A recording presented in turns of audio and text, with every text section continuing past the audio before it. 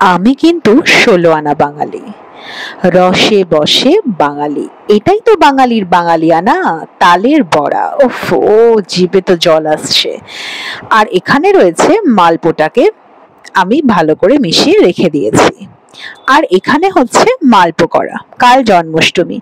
একা হাতে কালকে এত কিছু করতে পারবো কিনা সেই সন্দেহে আজকে কিছুটা করে রাখলাম।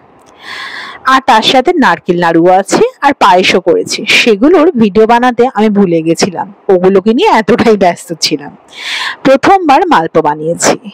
ভাবছিলাম কি হবে না হবে, কিন্তু ভাবলাম যদি নাই করি শিখবো কি করে? তাহলে তো বাঙালির ঐতিহ্য আর ধরে রাখতে পারবো না। আমি না বাঙালি, দই বড়া নয়, আমার হলো মালপোয়া।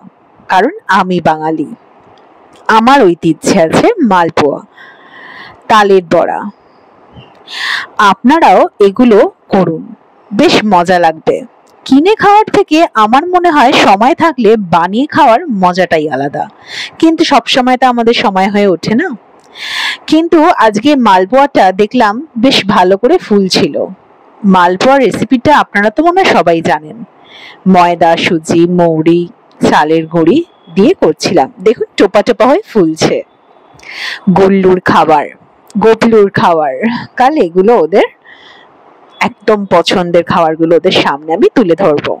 আর তার সাথে এটা হচ্ছে চালের পায়েস, যেটা করে রাখলাম। আর তার সাথে চিনি নারকেল নাড়ু।